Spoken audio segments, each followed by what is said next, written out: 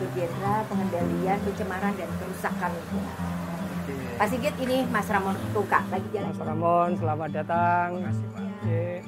Ini Pak Jono, beliau itu pengelola ekoreparian Bintang Alam ini. Oh, di kawasan ini. Ya, saya Ramon Pak Jono. Pak Jono ya. Pak, pengen ngobrol. Dari tadi tuh dia bengong-bengong di depan, ngeliatin tulisan ekoreparian. Apaan kata dia? Daripada saya menyerangnya, salah Pak? Pak Sigit, ekoreparian itu apa Pak? Jadi ekoreparian itu adalah sebetulnya sempadan sungai, wilayah antara daratan dan sungai. Pinggiran sungai, Pak. Pinggiran sungai, transisi. Nah, ini kan satu ekosistem yang penting sebetulnya. Dan di satu sisi dia bisa menyaring semua limbah yang akan masuk ke sungai. Di sisi lain, kalau misalnya ada banjir, dia bisa berfungsi sebagai barier untuk menjaga banjir. Ini yang sehingga kita perlu menjaga ekoreparian ini. Tapi di daerah perkotaan biasanya ekorepariannya itu sudah mulai hilang tumbuh-tumbuhannya, sehingga ada yang menjadi tempat timbunan sampah, ada yang menjadi tempat bangunan-bangunan liar dan lain sebagainya. Nah, ini salah satu yang di sini adalah dulu timbunan sampah. Kita perbaiki fungsi lingkungannya, karena ini juga ada aliran sungai, aliran dari rumah tangga yang masuk ke sungai. Kita bangun IPAL untuk mengolah air limbahnya. Sehingga sebetulnya konsep ekoreparian yang dulu sebagai barier kita kembangkan menjadi infrastruktur hijau. Selain juga untuk mengkonekkan ekosistem jadi ruang publik, juga untuk mengolah air limbah. Makanya ini jadi kayak indah ya, Mas Ramon ya. Kelihatan ya. Pak, banyak yang pasti pengen ditanya Pak. Kita boleh jalan-jalan boleh nggak? Boleh, Pak Jono, saya puter-puter dulu ya. Iya. Pak, makasih ya Pak. Nanti kita ngobrol lagi Pak. Iya. Lewat sini, lewat sini.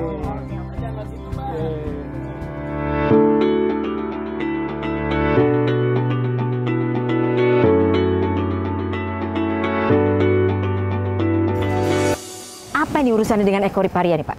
Ini jadi sungainya. sebetulnya ini adalah parit. Parit ini juga berfungsi menampung air limbah dari penduduk yang ada di sana. Oke. Nah, karena dia menampung air limbah, maka air limbahnya kita angkat, kemudian kita olah ke ekoreparian ini. Jadi ini ada pompa, kemudian diolah di ini rumah pompa nih ya Pak ya. Ini. Kita juga lagi mengembangkan. Nanti kita akan menggunakan energi surya untuk pompanya di sini. Sekarang kita masih pakai listrik. Pakai listrik. Oke. Ya. Sudah ada surya panel 3000 watt sebetulnya, tapi hanya untuk penerangan saja. Oh, oh jadi selama ini penerangan sudah dengan kalau malam hari ya. Surya panel sudah ya, pakai surya panel. Jadi kalau ini apa nih Pak? Jadi ini adalah pompa. Ini kolam ekualisasi. Jadi untuk menyamakan konsentrasinya, kemudian mengatur debitnya, sehingga masuk di sana kolamnya menjadi stabil. Boleh dibilang ngefilter limbah rumah tangga? Belum. Ini hanya untuk alirannya biar stabil aja. Karena proses biologis itu butuh aliran yang stabil. Nggak boleh terlalu bergejolak. Ya. Harus tenang hatinya gitu loh. Jadi ini prosesnya baru di sini. Ini adalah di dalamnya ada semacam yang udara itu dibuat menjadi gelembung-gelembung kecil untuk menghidupkan mikroorganisme di sini. Itu ya Pak ya, busa-busa ya, itu ya? Betul. Mikroorganisme itulah yang akan memakan polutan bahan organik yang ada di sini. Jadi sepanjang sana digunakan udara untuk menghidupkan mikroorganisme, memberikan makanan, dan makanannya mikroorganisme adalah limbahnya. Nah, ini justru kuman-kuman yang di dalam limbah itu dimakan ternyata Mas. Ini berlangsung berapa lama Pak biasanya? Ini 24 jam. 24 jam? 24 jam, lalu ya. Mesinnya, artinya kan kita juga harus mikirin usia mesin, perawatan, maintenance-nya gimana? Ya, kalau sebetulnya pompa-pompanya kan ada di luar. Yang ada kan cuma lubang-lubang kecil untuk nanobubble itu. Nah, dia relatif tidak memerlukan perawatan yang sering, karena lumpurnya nanti sebetulnya dibawa ke sana. yang mikroorganisme yang tumbuh tadi akan terbawa ke aliran di sana. Terbawa ya. Terbawa, karena ini kan dari bawah ininya aliran udaranya. Dia sekaligus untuk floating, untuk mengambangkan mikroorganisme kemudian dibawa ke sana. Ini salah satu sebetulnya yang keuntungannya kita menggunakan nanobubble itu. Selain dia ada metode lagi kan sebetulnya yang pakai activated sludge yang ada di sini gitu. Tapi itu lumpur yang dihasilkan terlalu banyak sehingga agak kesulitan bagi komunitas untuk memeliharanya.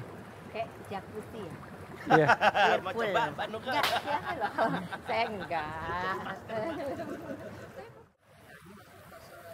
Nah, ini tadi kan ada mikroorganisme yang udah mulai menggumpal. Nah, baru diendapkan di sini. Lumpur tadi. Betul. Diendapkan ke sini.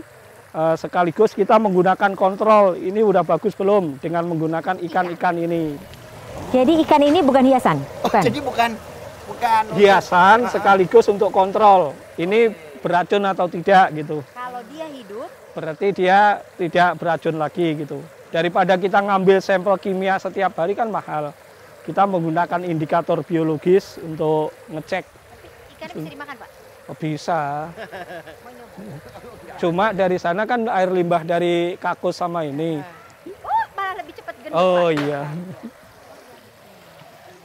Nah, kalau yang ini yang terakhir, pengendapan terakhir ya, finalnya ya. Mas, ketika udah tenang begini apa nih, Pak?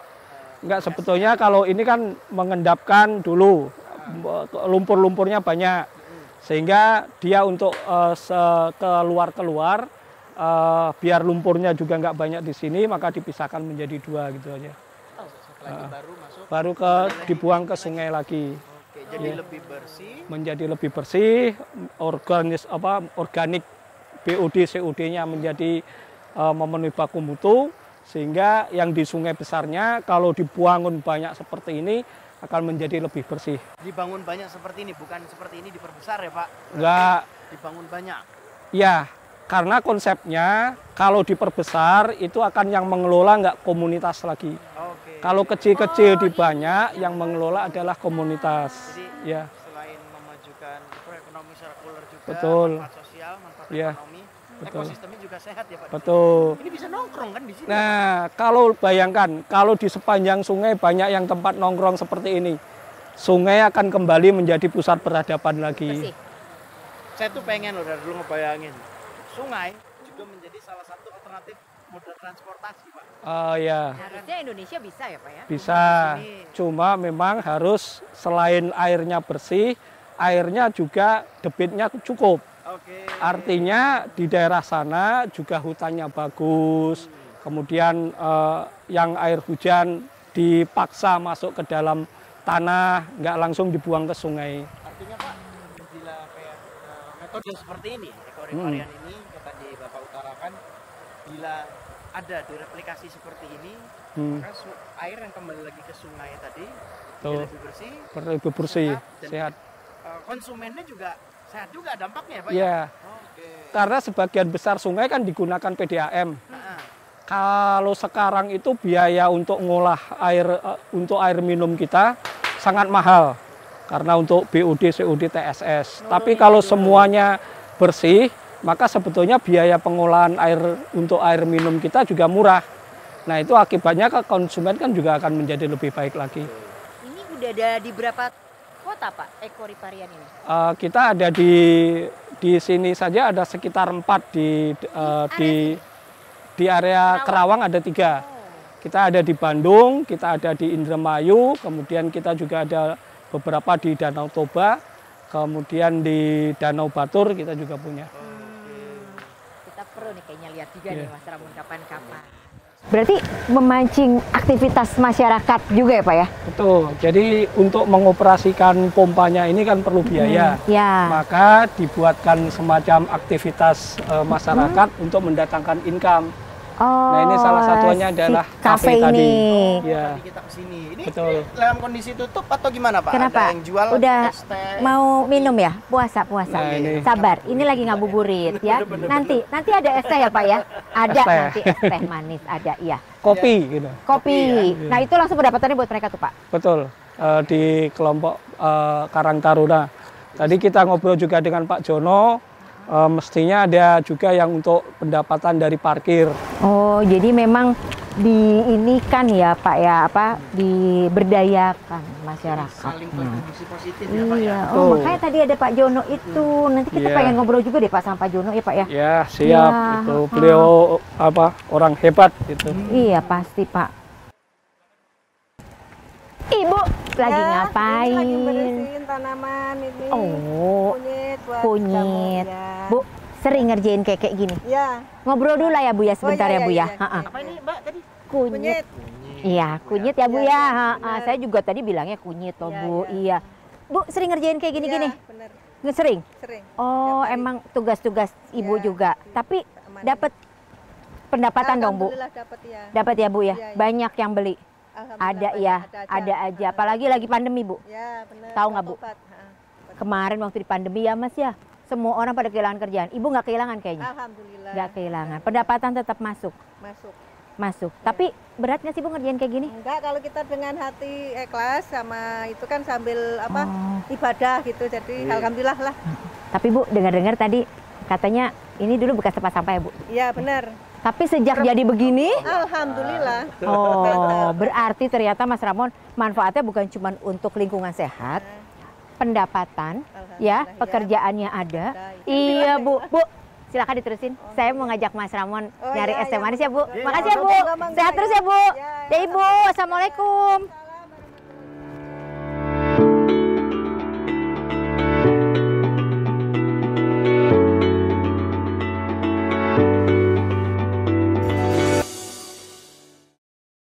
Oh, iya, Pak. Nah, ini Pak Jono. Pak Jono. Pak Jono. Pak. Oh. Iya Pak, ayo Pak. Akhirnya kita ngobrol-ngobrol Kita Pak Jono. kita ngobrol ya Pak ya sekarang ya Pak ya. Pak Jono Boleh sambil duduk duduk ya aja. Pak ya. Ha-ha. Pak, tapi ini tadi kita kan udah jalan-jalan nanyain Ekoriparian nih sama Pak Sigit. Kalau Bapak nih sebagai orang yang tinggal di sekitar sini, ada yang dirasain nggak Pak setelah adanya ini semua? Oh sangat banyak sekali ya. Hmm.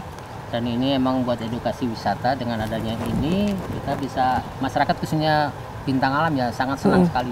Dan kalau hari Minggu ini buat senam Ibu, sebelum puasa itu senam Di mana? di itu Area Mbak, itu ya, Fatima, Pak, ya. saya Papin Blok itu. Hmm. Jadi banyak. Dan kalau malam kafe ini emang berfungsi. Cuman kalau bulan puasanya agak sepi ya. Ya tentu ya Pak ya. Itu karena emang Jadi, puasa. Udah nyariin es teh manis soalnya Pak, kan masih tutup katanya Nanti tadi sore, ya. Pak. Iya. Oh iya. Jadi memang buat penduduk sendiri memang ini terasa. Puasa. Apa memang selain daripada tadi Bapak bilang edukasi, terus ini bisa dijadiin tempat untuk senam, ada faktor ekonomi biasanya kan Pak? Ada nggak? Ada sih ya. Ada Kemarin juga. Kita udah ada hidroponik, ini habis panen, jadi Oke. saya sarankan sama ibu-ibu yang terdekat sini untuk mengambilnya saja. Jadi gratis. Oh ya, jadi warga Iya. sekitar sini Nah, bila ingin membutuhkan dari tanaman hidroponik ini tinggal ngambil aja. tinggal ambil. Nah, kebetulan sekarang ada di Semaya, jadi belum ada. Oke. Oh jadi ini uang belanja agak kurang dikit Jadi kayaknya. gimana mau jadi pindah bermigrasi? Nggak usah, tapi saya bikin hidroponik kayaknya iya. gitu ya Pak Sigit ya kayaknya ya. Tapi apa Pak Sigit kalau ngelihat kayak gini berarti kan memang program-program seperti ini sebetulnya punya dampak langsung ya ke masyarakat ya Pak ya. Jadi sebetulnya memang ada penguatan di masyarakat, kemudian ada upaya perbaikan lingkungan. Nah sebetulnya konsep inilah yang sekarang lagi digulirkan di tingkat dunia, istilahnya adalah nature based solution. Sembari kita menyelesaikan masalah perubahan iklim, masalah pencemaran, kita juga memperbaiki sosial ekonomi dan pemberdayaan masyarakat. Sekaligus sebetulnya salah satu tujuannya adalah yang tadi Ekoriparian itu juga membangun koridor habitat flora faunanya gitu. Sehingga ini ditanami, nanti ini akan ditambah tanamannya sehingga yang dulunya terfragmentasi terkonekkan antara tempat satu tempat lainnya. Jadi kalau misalnya ada hewan mau migrasi rumahnya di situ, tempat dia bertelur di situ masih bisa melewati koridor habitat itu. Artinya terintegrasi juga semuanya ya Pak ya? Betul, betul. Apalagi ini outdoor ya Pak, mau pandemi mau enggak kan kayaknya kalau outdoor tuh relatif lebih aman gitu ya Pak. Nah ini juga digunakan untuk aktivitas fotografi. Jadi sudah ada berapa Pak yang Kemarin itu tiap bulan itu rutin ada fotografer ya dari komunitas Kerawang itu. Jadi minta izin ke kita pengelola bahwa kurang lebih 20-30 orang dan ada modelnya gitu. Terus waktu itu buat prawedding ya. Jadi udah 2 kali. Oh, wah luar biasa ini ya. Bisa bikin lingkungan sehat. Lingkungan sehat. Tapi Sosial juga kan. Ternyata ada urusan sosial ekonominya ya. Kebetulan 2017 Pak Sigit ya. Itu disurvei selama beberapa tahun baru direalisasi ini, jadi alhamdulillah. Jadi orang sekarang udah nggak takut lagi, terus warga banyak yang datang, terus ini justru malah terkenal. Ada dari Bandung kemarin itu rombongan 4 orang karena katanya lihat dari YouTube. Kalau memang dulu ini adalah tempat pembuangan sampah berarti ya Pak ya. Ketika dialihfungsikan menjadi ekoparian seperti ini, lalu pembuangan sampahnya bergeser. Jadi kebetulan kita dapat bantuan dari pemerintah juga. Kita punya TPS 3R. Dari sini kurang lebih 800 meter di ujung sana. Nah, makanya dari sini nanti terintegrasi dengan TPS 3R. Kita lagi bangun jogging track. TPS 3R.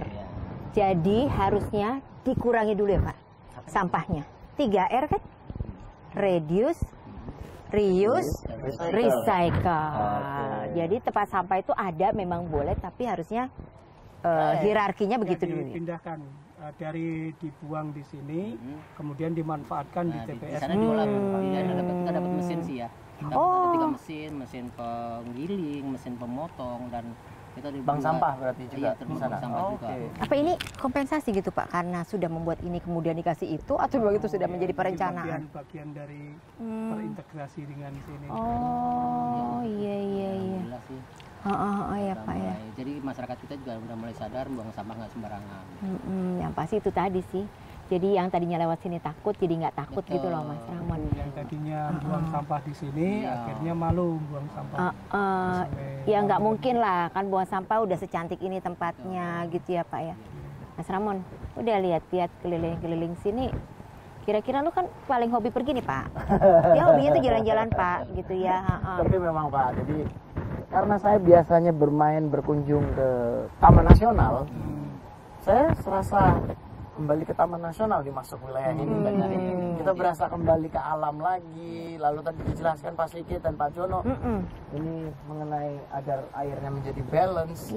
Terus kemudian dampaknya seperti apa, manfaat sosioekonominya. Wah, ini apa ya, kayak saya bilang tadi, lingkungannya sehat gitu, melahirkan ekosistem yang sehat gitu. Artinya besok lu kalau jalan-jalan jangan cuman ke Taman Nasional kali, juga ke pinggiran sungai, ke Toba, Batur, Bandung, Gunung Indramayu, gitu. Jadi bisa ikutan ngobrol. Bikin nih kayak kemarin saya pernah datang ke sana gitu, ya kan? Bareng sama Manuka juga. Boleh. Bareng sama Pak Sigit juga. Bareng Pak Sigit sambil bawa es teh manis. Bapak kan nungguin ini Pak. Kalau Bapak ikut nanti juga sih takut jangan datang, ya kan Pak.